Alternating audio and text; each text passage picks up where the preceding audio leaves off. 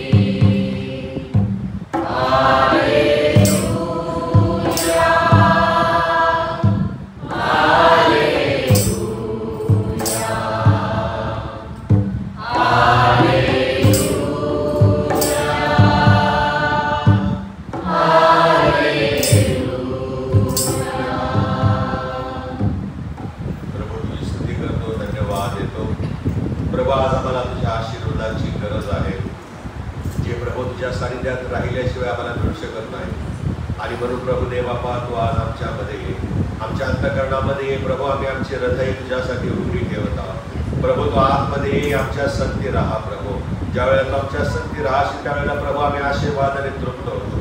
आम्हाला तुझा आत्मा प्राप्त होतो. आत्म्याच्या द्वारे प्रभू आम्ही चालणारी माणसे होतो. आणि म्हणून प्रभू देव बापा तू ये परमेश्वर पित्या आज हे आमच्या अंतःकरणात ये आणि प्रभू तू आम्हाला आशीर्वादित कर. येशूच्या नावात मागतो म्हणून आहे. आमेन. थँक्यू. बरे बसावे.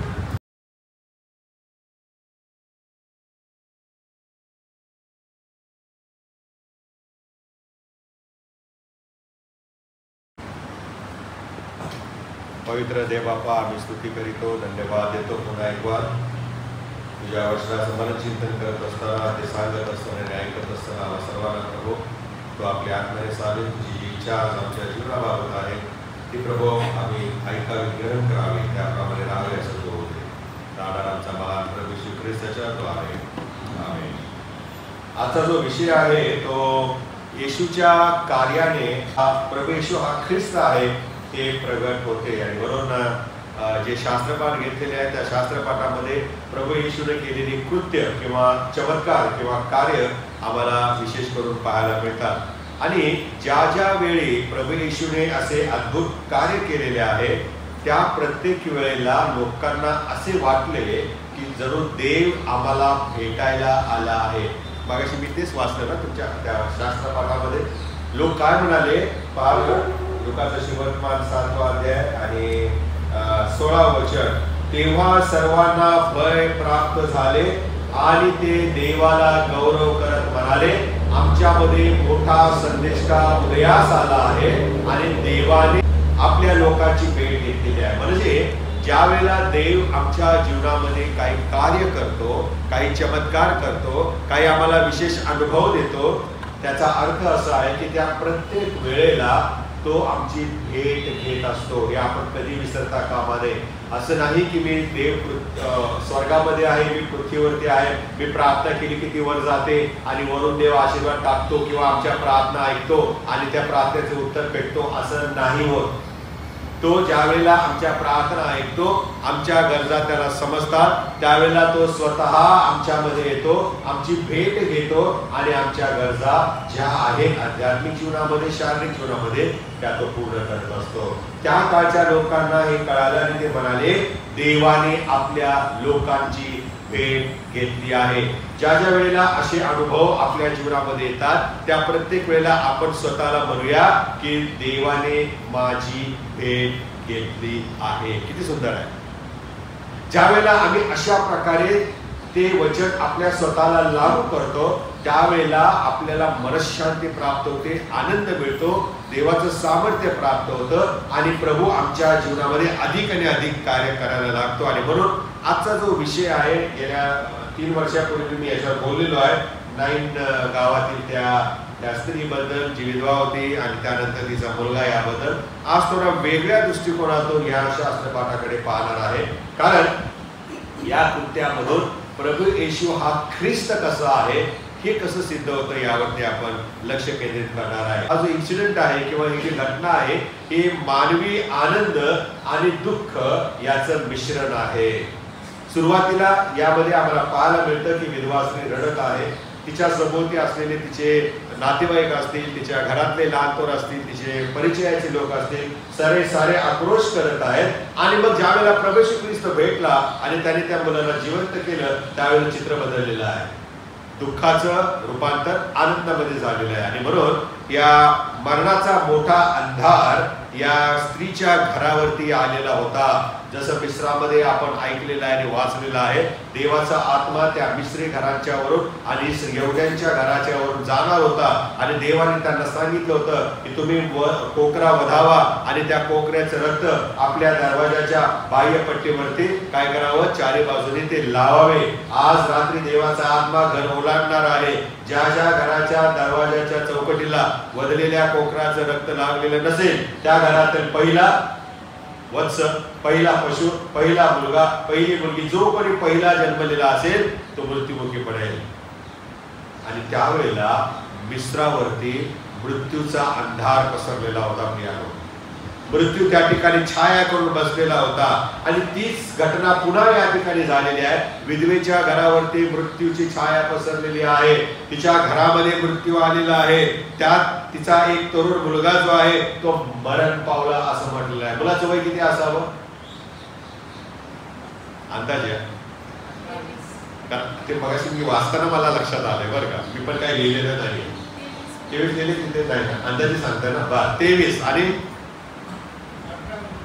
18 वर्षावरील 21 वर्षावरील मतदार योग्य. काय वय असावं त्याचं? मी वाचताना मला एक शब्द, ज्या शब्दाने माझं लक्ष वेधलेलं आहे तो शब्द असा आहे 12 वचन.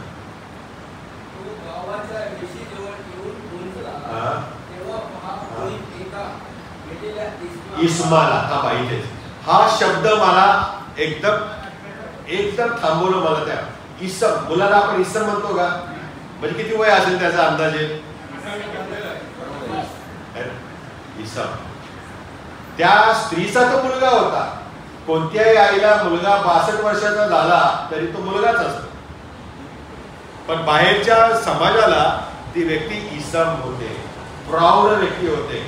आणि म्हणजेच याचा अर्थ असा आहे की आई तारुण्यामध्ये असलेला, घरामध्ये हातभार लावत असलेला, ज्याच्यावरती या विधवा स्त्रीचं पोट आणि भविष्य सगळं अवलंबून होतं, त्या लेकरा त्या इस्माचंही भविष्य अवलंबून होतं, तो मृत्यू पावलेला आहे. तो काय झालेला आहे? मृत्यू पावलेला आहे. ज्याने जीवनाचा प्रारंभीचा सर्व अनुभव घेतलेला आहे, ज्याला आता उमेदीने जगायची इच्छा होती, त्यात माहिती नाही त्याचा विवाह झाला होता की नाही त्यात काही लिहिलेलं नाही, परंतु विवाहाचा झालेला नाही असं समजूया, कारण ते लिहिलं असतं लिहिणाऱ्याने. आणि त्यात तो विवाह करायच्या कदाचित इच्छा त्याची असेल, त्याची आई कदाचित त्याच्यासाठी मुलगी पाहत असेल, आणि मग सुनबाई घरात येते, मग घर कसं असावं, अनेक गोष्टी प्रियानो या मायलेकाने विचार केलेला असेल. परंतु आम्हाला असं पाहायला मिळतं की ही स्वप्नच राहिलेली आहे आणि हा इसम मरण पावलेला आहे. भावी आयुष्याची स्वप्न प्रियानो अधांतरीच राहिलेली आहे. पुढे असं लिहिलेलं शास्त्रामध्ये, तो आपल्या आईचा एकुलता एक पुत्र असून ती विधवा होती. ती विधवा होती. याचा अर्थ असा, लिहिणाऱ्याला हे सांगायचं आहे, विधवा होती लिहिण्याचं काय गरज होती, का लिहिलेलं आहे त्याने? याचा अर्थ असा आहे की त्या स्त्रीला पती नव्हता, आणि पती नसल्यामुळे घरामध्ये कर्ता पुरुष ज्याला आपण म्हणतो तो तिचा मुलगा होता. आणि हा कर्ता पुरुषच मरण पावल्यामुळे आकाश कोसळलेला आहे तिच्यावर, दुःखाचा डोंगर तिच्यावरती कोसळलेला आहे. आता पुढे काय? जसं सारस्वत येथील त्या विधवा स्त्रीचं उदाहरण तुम्हाला आठवतं नाही का? तो भाकरीचं पीठ होतं आणि ती म्हणाली त्या एलियाला की मी आणि माझा मुलगा हे शेवटचे घास खाऊ आणि आम्ही मरून जाऊ, पुढे आम्हाला भविष्यच नाहीये. आणि एलिया म्हणाला, त्या भाकरीतला थोडासा तुकडा मला दे, म्हणजे तुझं भविष्य बदलेल. बोलला नाही तो, पण मनात बोलला, भविष्य बदलेल. आणि त्या स्त्रीने त्या देवाच्या सेवकाला घासातला घास दिला आणि तिचा घास तो संपलाच नाही जोपर्यंत भूतलावरती पावसाचा थेंब पडला नाही. आणि ही घटना या ठिकाणी झालेली आहे की या स्त्रीच्या घरामध्ये करता करविता जो इसम होता तोच मरण पावलेला आहे. आता मी कोणाकडे बघू? आता माझं भविष्य काय आहे? मला रोजीरोटी कोण देणार? मला ल्यायला प्यायला कोण देणार आहे? मी काय खाऊ? मी कसं जगू? घराचं भाडं माहिती नाही तिचं किती होतं, मेंटेनन्स तिचं स्वतःच होतं का भाड्याच्या घरात राहत होती, देवालाच खाऊ. मग हे सगळ्या गोष्टी तिच्या डोळ्यासमोर एका क्षणात आल्या असतील आणि ती रडू लागली. कारण येशू तिला म्हणाला, रडू नको. काय म्हणाला? म्हणजेच ती रडत होती. रडू नको याचा अर्थ ती रडत होती. 13 वचनामध्ये तिला पाहून प्रभूला तिचा कळवळा आला आणि प्रभू तिला म्हणाला, रडू नकोस. ती ओक्साबोक्सी रडत होते. कधी कधी आपल्यातल्या प्रिय व्यक्ती गेल्यावर आपण रडतो, पण त्या रडण्यामध्ये अनेक आशय असतात, अनेक विषय असतात. एक आपली प्रिय व्यक्ती गेली म्हणून आपण रडत असतो, आणि इथे दुसरी व्यक्ती आहे जिचा आधारच गेला, भविष्यच काळकुट्ट झालंय म्हणून ती रडत होती. मुलगा मेला हे तर दुःख तिला होतच, पण आता माझं पुढे काय म्हणून ती आणखीन रडत होती. अशी अनेक कुटुंब मलाही पाहायला मिळाली. एकुलता एक जो करता करता पुरुष असतो तो गेल्यानंतर घरामध्ये काय परिस्थिती निर्माण होते, त्यांचे चेहरे पाहिल्यावरती त्यांच्या चेहऱ्यावरची जी भविष्याची काळजी जी आहे ती काळजी, त्याची छटा आम्हाला लोकांच्या चेहऱ्यावरती, कुटुंबियांच्या चेहऱ्यावरती पाहायला मिळते प्रियानो. आणि ती येशूने पाहिली असेल, ती येशूने पाहिली असेल. मला सांगा, या या विधवा स्त्रीच्या मरण पावलेल्या मुलाला येशूने उठवण्याची काय गरज होती? तो एकटाच मेला होता का? येशूच्या काळामध्ये, सेवेच्या काळात असे कितीतरी जण मरत होते, पण त्या सगळ्यांनाच त्याने उठवलं का? नाही उठवलं. मग या स्त्रीच्याच मुलाला का उठवलेलं आहे? कारण त्या स्त्रीचं भविष्य येशूने पाहिलं, आजमावलं आणि तिचं पुढचं आयुष्य जे आहे ते खराब होऊ नये, ते अनिश्चित राहू नये म्हणून येशूने तिच्या मुलाला मरणातून उठवलेला आहे. ह्या स्त्रीचा एकुलता एक मुलगा ज्याच्यावर तिची भिस्त होती, भविष्याची चिंता मिटलेली होती, ज्याच्यावरती तिची प्रीती होती, ती स्त्री प्रियानो रडत आहे. कारण तिसरी गोष्ट आहे, ती एकाकी पडली. कशी? एकाकी.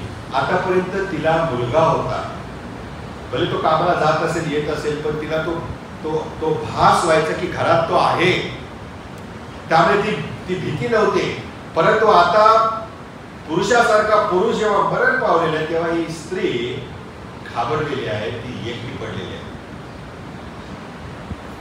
आणि म्हणून प्रभूने तिचा एकटेपणा घालवण्यासाठी तिच्या मुलाला पुन्हा जिवंत केलेले. ते कंगोरे आहेत त्या शास्त्रपाठात, जे मी लिहिलेले नाहीत पण प्रभू मला सुचवत आहे.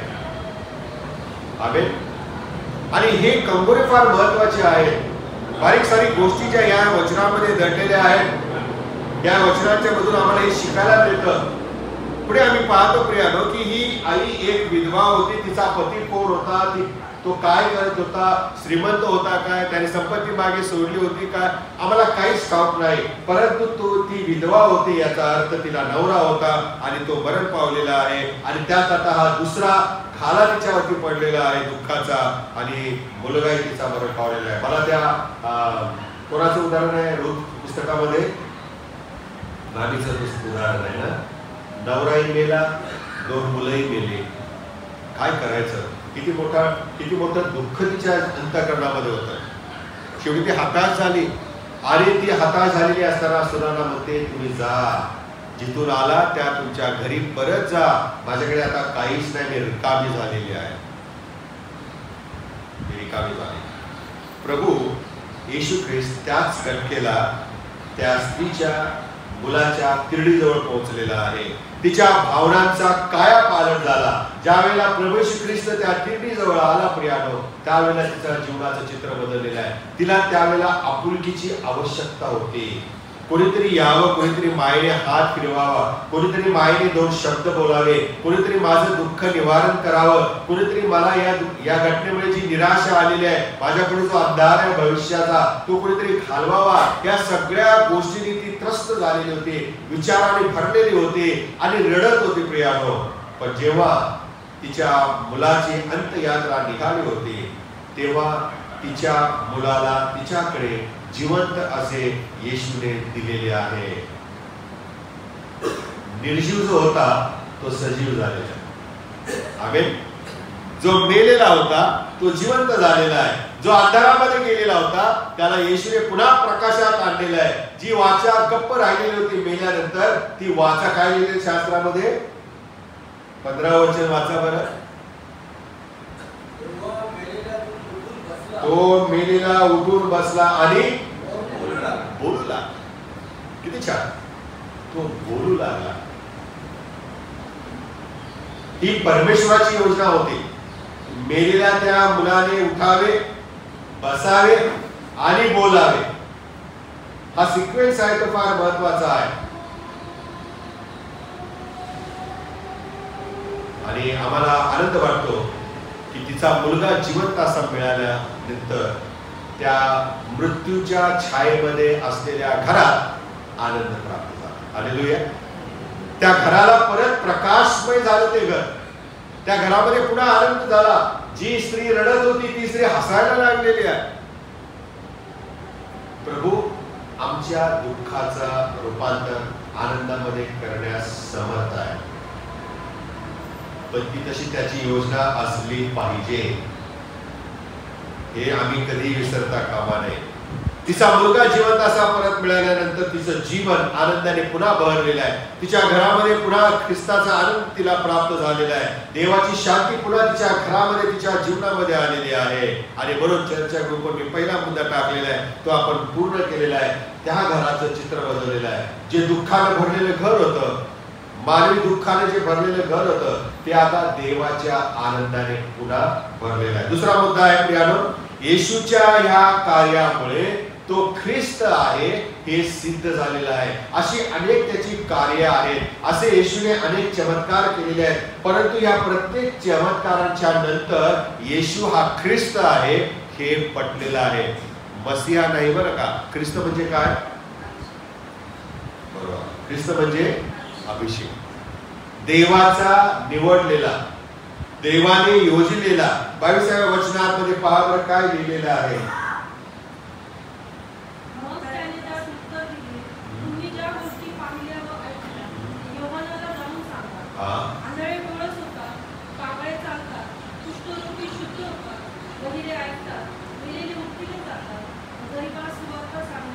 बाप्तिस्मा करणारा योहानाने आपल्या शिष्यांना येशूकडे पाठवल्याने विचारणा केली की ज्याची आम्ही वाट पाहत आहे, जो येणार आहे ते तुम्हीच आहात का? आणि त्या योहानाच्या शिष्यांना येशूने काय सांगितले? जे तुम्ही पाहता, जे तुम्ही ऐकता ते जाऊन त्याला सांगा. काय पाहिलेलं आहे तुम्ही? आंधळे डोळस होतात, पांगळे चालतात, कुष्ठरोगी मेलेले, बहिरे आहेत ते ऐकतात, गरिबांना सुवार्ता सांगण्यात येते, गरिबांना सुवार्ता सांगण्यात येते. आणि म्हणून प्रियानो, अंधाला दृष्टी देणे, बहिऱ्यांना श्रवण शक्ती देणे, अपंगांचे व्यंग दूर करणे, महाभयानक अशा कुष्ठरोग्यांना बरे करणे, त्यांचं कुष्ठ घालवणं, मेलेल्यांना मृतांमधून बाहेर काढणं, हे कार्य येशू ख्रिस्त आहे हे सिद्ध होतं, प्रगट होतं प्रियानो. याला आणखी काही पुरावा लागत नाही. योहानाने पुरावा मागितला आणि येशूने काय पुरावा दिला? जे पाहिलं, जे ऐकलं तेच त्यांना जाऊन सांगितलं. दुसरं काहीच सांगायचं नाही, दुसरं काहीच सांगायचं नाही.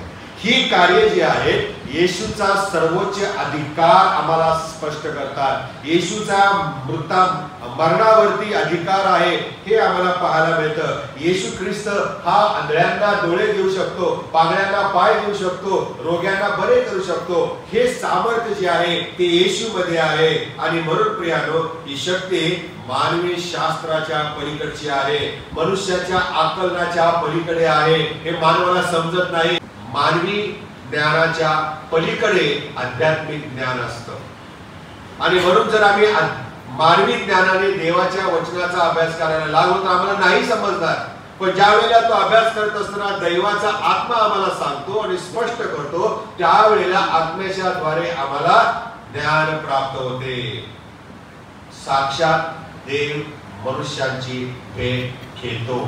तो भूतकाळात घेत होता, तो आजही घेत आहे. आणि म्हणून आम्ही हे विसरता कामा नये. आमच्या जीवनामध्ये ज्या गोष्टी घडतात त्यामध्ये प्रभू आमची भेट घेत असतो, तो आमच्या जवळ असतो. तो जरी दिसत नसला तरी तो आमच्या सोबत आहे. तिसरा मुद्दा आणि शेवटचा मुद्दा आहे, आणि तो म्हणजे तात्कालीन, म्हणजे त्यावेळेसचा आणि भविष्यामध्ये होणाऱ्या देवाच्या योजनांचा आणि कार्याची ही भविष्यवाणी होती. देवाने या घटनेच्या द्वारे त्यावेळेसच्या लोकांना आणि आजच्या मंडळीला हे शिकवलेलं आहे की मनुष्याच्या देहाबाबत मी जे पुढे करणार आहे त्याचा हा नमुना आहे.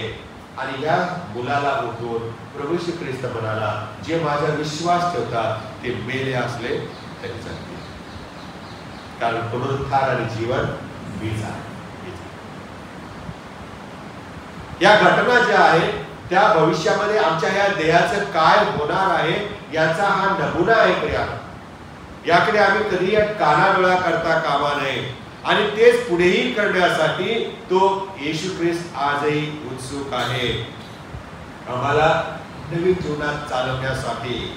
आणि तो आमच्या संगती असतो. आणि म्हणून त्याला इमॅन्युअल म्हटलेलं आहे. काय म्हटलेलं आहे? इमॅन्युअल. फक्त गवारीतच तो इमॅन्युअल नाहीये, पण तिथून जो तो निघाला तो आजपर्यंत आमच्या संगती राहणारा देव आहे, आमच्या सोबत राहणारा. तर तो आमच्यामध्ये राहण्यास येतो, वस्ती करण्यास येतो. आणि म्हणून प्रकटीकरण 3:20 मध्ये काय म्हटलेलं आहे कोणाचं पाठ? पहा मी दाराशी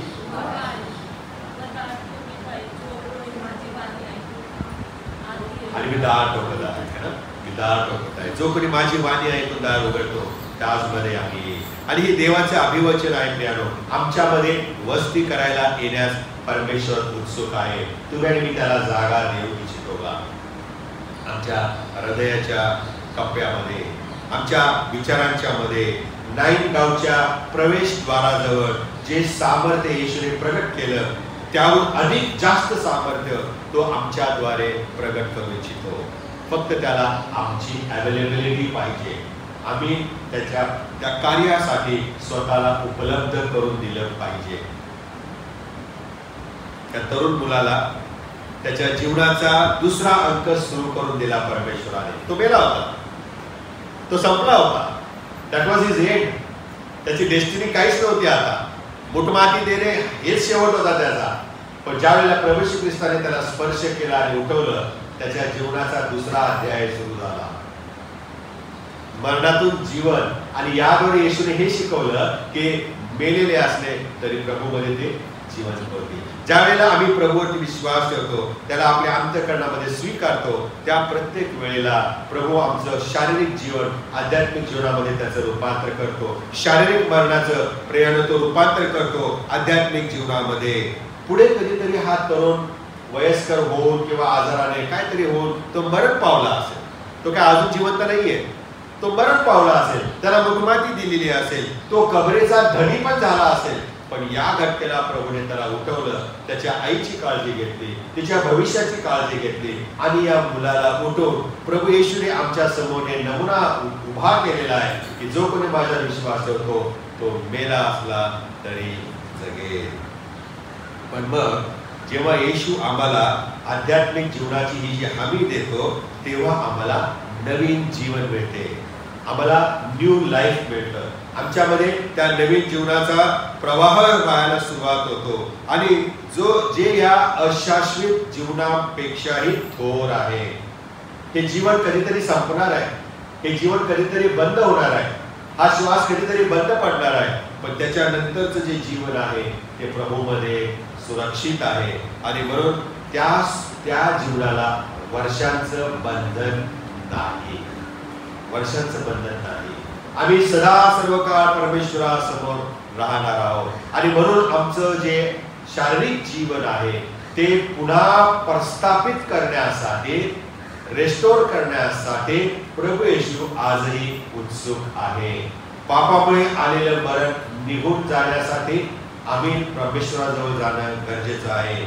जे पाप झालेलं आहे त्या पापामुळे देव आणि मनुष्य यांच्यामध्ये जी भिंत तयार झालेली आहे, जो अलिप्तपणा तयार झालेला आहे, तो प्रियानो दूर होण्यासाठी परमेश्वर आम्हाला आत्म्याच्या द्वारे पश्चातापी अंतःकरण देत असतो. तो पवित्र आत्मा आम्हाला जाणीव करून देतो की what you are doing is wrong, मी जे करत आहे ते चूक आहे. आणि पुन्हा तो आम्हाला रेस्टोर करतो, प्रस्थापित करतो, आम्हाला त्यातून बाहेर काढण्याचा प्रयत्न करतो. आणि त्या येशूमध्ये विश्वासू जीवन जगण्यास आम्हाला तो सहाय्य करत असतो. आणि म्हणून आपल्या जीवनामध्ये प्रियानो ज्या वेळेला अशा प्रकारे प्रभू येशू चमत्कार करतो, काही अनुभव देतो, त्या प्रत्येक वेळेला आम्ही कधी विसरता कामा नये की तो येशू जिवंत देवाचा पुत्रच फक्त नाही तर तो ख्रिस्त आहे, देवाचा अभिषिक्त आहे. आणि हा देवाचा अभिषिक्त जेव्हा आमच्या जीवनामध्ये येतो तेव्हा आम्हाला तो आत्म्याने आशीर्वादित करतो आणि अभिषेक करतो. हालेलुया.